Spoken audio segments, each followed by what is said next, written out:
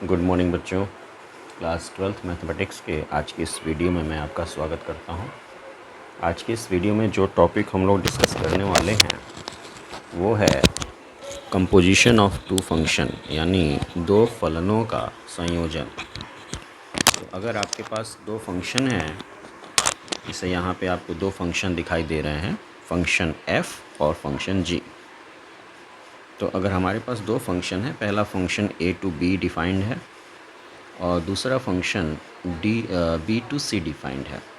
यानी ये जो आपका फर्स्ट फंक्शन है ये फंक्शन डिफाइंड है from set a to set b, और दूसरा फंक्शन जो g है वो डिफाइंड है set b to set c।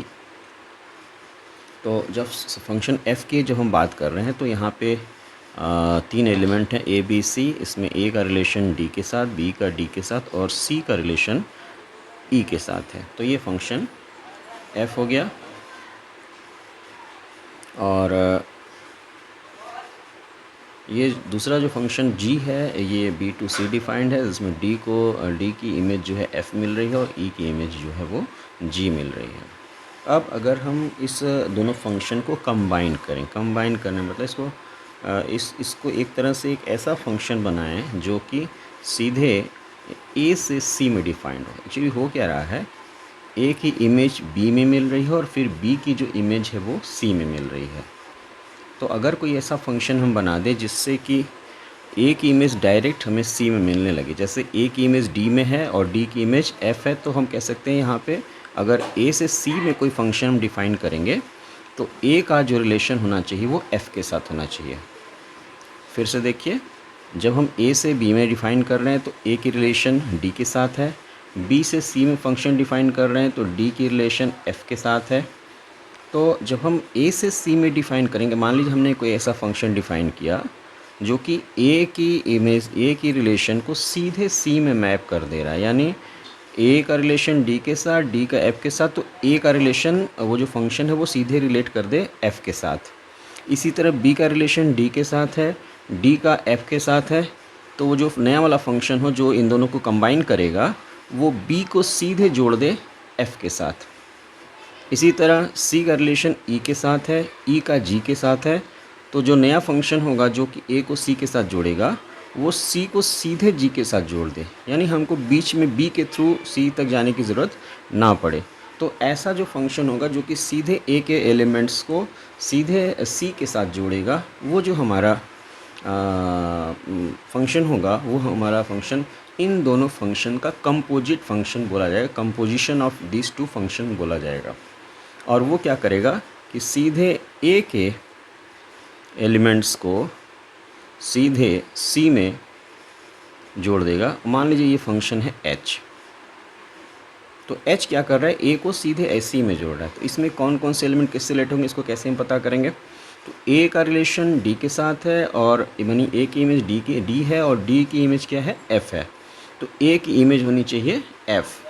तो a b c ये एलिमेंट हैं a के और f g h ये एलिमेंट हमारे c के हैं। तो a d से रिलेटेड है, यानी a की इमेज d है, d की f है, तो इसका मतलब a को f से रिलेट होना चाहिए, तो a f से रिलेट होगा। एग्जैक्टली इसी तरह b की बात कर लें, b d से रिलेटेड है और d f से रिलेटेड है, तो इसका मतलब b को f से रिलेट होना चाहिए, तो b f से रिलेट हो जाएगा। c e से है और e हमारा g के साथ है, तो c को रिलेट होना चाहिए g के साथ, तो c जो है g के साथ ऐसे रिलेट होगा। तो ये जो फंक्शन h है जो कि a की जिस फंक्शन के तहत a की इमेज f है, b की इमेज f है और c की इमेज g है, तो ये जो फंक्शन होगा ये कहलाएगा कंपोजिट फंक्शन ऑफ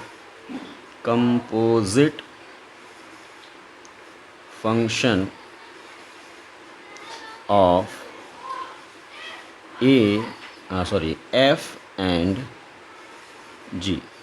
ये h हमारा ऐसा फंक्शन है जो कि f और g का कंपोजिट फंक्शन है, और इस फंक्शन को हम बोलते हैं गॉफ, यानी h को हम गॉफ लिखते हैं। क्यों गॉफ लिखता भी बता रहा हूँ। इसको हम ऐसे देखिए, इसको ऐसे समझिए, ये हमारा सेट a है, a b c, ये हमारा डी ई है, बी है हमारा, ये ए है, ये सेट बी है और ये सेट सी है। और इसमें आ रहा है आपका एफ जी एच। ए का रिलेशन डी के साथ, बी का डी के साथ, सी का अंडर एफ हमारा ये ई के साथ है, और अंडर जी जो है डी का रिलेशन एफ के साथ है, ई का रिलेशन जी के साथ है। ये हमारा फंक्शन जी है। तो ये एफ फंक्शन है ए टू बी, और जो फंक्शन जी है वो बी टू सी है। अब हमने एक ऐसा फंक्शन लिया एच जो कि सीधे ए के एलिमेंट को सी के एलिमेंट के साथ जोड़ देता है, इस तरह से ए बी सी, ए का रिलेशन एफ के साथ, बी का एफ के साथ और सी का जी के साथ। ये जो रिलेशन एच है, ये जो फंक्शन एच है, ये हमारा कंपोजिट फंक्शन एफ और जी का बोला जाएगा। अब इसको हम गॉफ क्यों बोलेंगे, ये थोड़ा आपको समझना है। तो आइए देखते हैं। अब जैसे मान लीजिए ये हमारा सेट ए है, ये सेट बी है और ये सेट सी है। ए से बी में जो फंक्शन डिफाइंड है वो एफ है, बी से सी में जो फंक्शन डिफाइंड है वो जी है।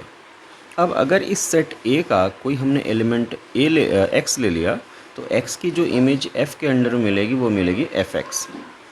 अब बी का एलिमेंट हमारा हो गया एफ एक्स। अब इस बी टू सी हमारा एक फंक्शन डिफाइंड है जी, तो एफ एक्स की भी एक इमेज मिलेगी जी के अंडर में, वो मिलेगी जी ऑफ एफ एक्स। जैसे एफ़ के अंडर में एक्स की इमेज मिलती है एफ एक्स, तो जी के अंडर में जो एक्स की इमेज मिलेगी वो जी एक्स मिलेगी। तो जी के अंडर में एफ एक्स की जो इमेज मिलेगी वो मिलेगी जी ऑफ एफ एक्स। तो एफ एक्स की इमेज जी के अंडर में जो मिलेगी वो मिलेगी जी ऑफ एफ एक्स। तो अब अगर हम कोई ऐसा फंक्शन ले लें एच जो कि सीधे एक्स को जी ऑफ एफ एक्स से जोड़ दे, वो फंक्शन मान लिया हमने एच है, वो फंक्शन जो ए टू सी डिफाइंड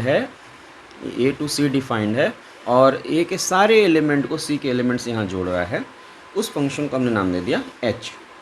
तो अगर ए का कोई एलिमेंट एक्स है, तो एक्स की जो इमेज मिलेगी सी में वो मिलेगी जी ऑफ एफ एक्स। इस रूल के हिसाब से एक्स की इमेज एच के अंडर में मिलेगी एच एक्स, क्योंकि एच हमारा फंक्शन यहाँ से यहाँ सीधे जा रहा है, तो एच एक्स जो होगा वो इक्वल होगा जी ऑफ एफ एक्स के। यानी एच जो है वो इक्विवेलेंट होगा गॉफ के। गॉफ का मतलब है, जैसे हमने एच एक्स जब कहा तो this is equals to gof of x, तो एक्स पहले एफ पे ऑपरेट होगा तो आपको मिलेगा जी, और एफ पे ऑपरेट होगा एक्स तो आपको मिलेगा f x, g of f x. तो वास्तव में एच एक्स हमारा किसके बराबर है, जी ऑफ एफ एक्स के बराबर है। तो गॉफ एक ऐसा फंक्शन है जो कि ए से सी में डायरेक्ट डिफाइंड है। तो इस फंक्शन जी गॉफ को हम बोलते हैं, इस जी ओ एफ गॉफ को हम बोलते हैं, ये हमारा कंपोजिट फंक्शन है, कंपोजिट।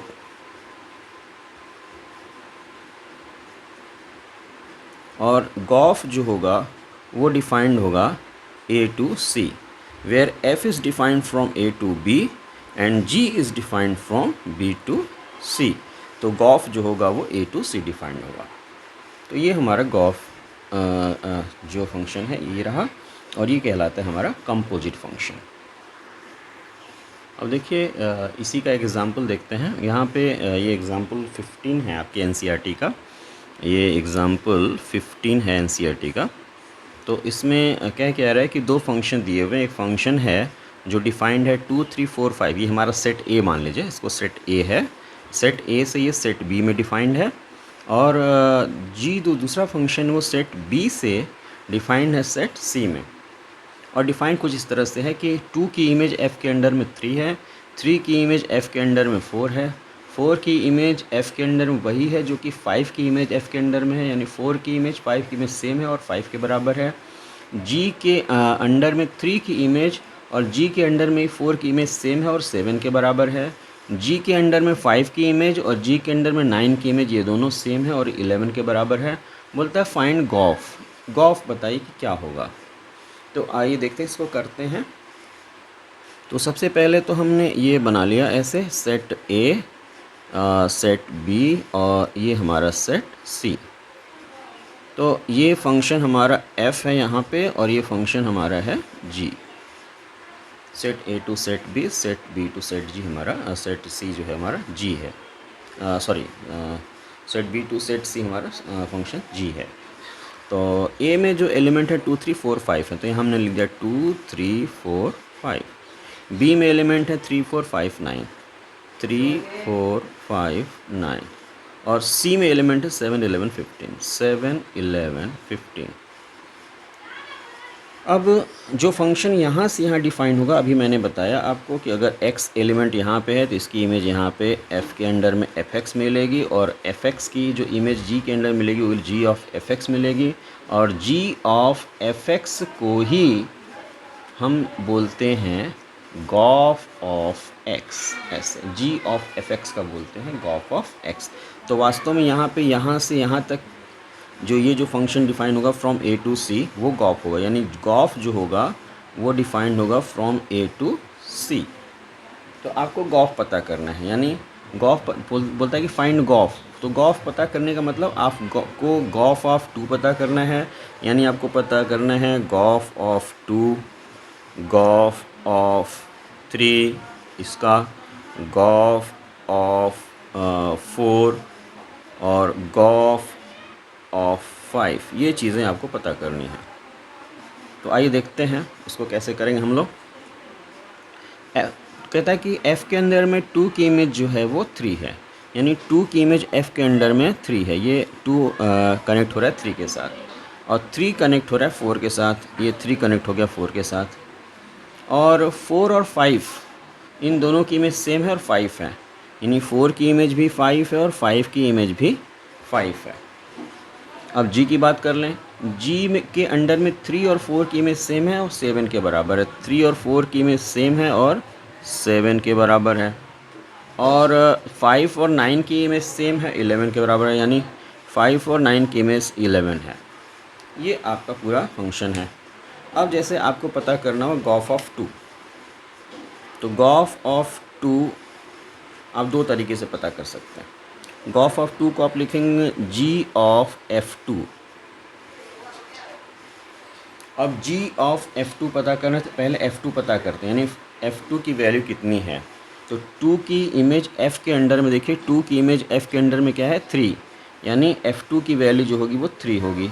तो ये हो गया g और ये पूरा हो जाएगा 3, यानी अब आपको पता करना है g3। g3 का मतलब 3 की इमेज क्या है यहाँ पे, तो 3 किससे रिलेट हो रहा है यहाँ पे, 7 से रिलेट हो रहा है। तो g3 की वैल्यू जो होगी वो 7 होगी, यानी ये हो गया 7, यानी गॉफ ऑफ 2 7 होगा। इसको आप डायरेक्ट ऐसे भी देख सकते हैं, चूँकि हमको यहाँ से यहाँ तक डायरेक्ट फंक्शन पता करना है।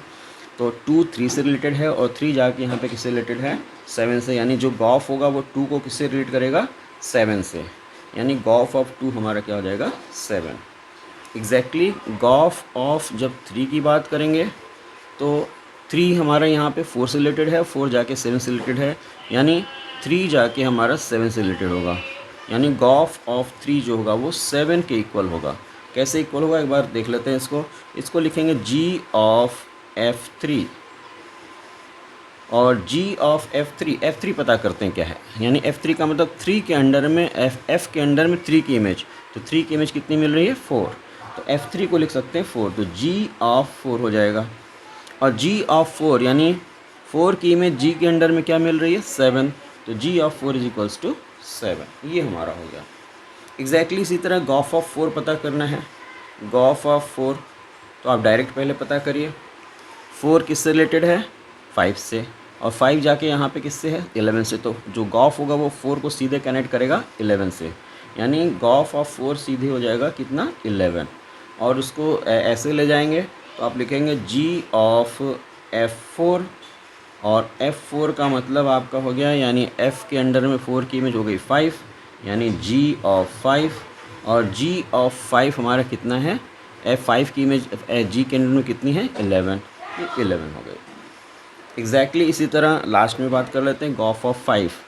गॉफ ऑफ 5, तो 5 की इमेज गॉफ के अंडर में 5 से रिलेटेड है, और 5 जाके 11 से रिलेटेड है, तो गॉफ ऑफ 5 हमारा हो जाएगा 11, तो gof of 5 is equals to 11। यानी गॉफ जो होगा फंक्शन वो ए टू सी डिफाइंड होगा, उसमें 2 की इमेज हमारी मिलेगी 7, यानी 2C 7 से कनेक्ट होगा, 3 हमारा 7 से कनेक्ट होगा, 3 जाके 7 से कनेक्ट होगा, 4 हमारा 11 से कनेक्ट होगा गॉफ के अंडर में, 4 11 से, और 5 भी हमारा 11 से कनेक्ट होगा।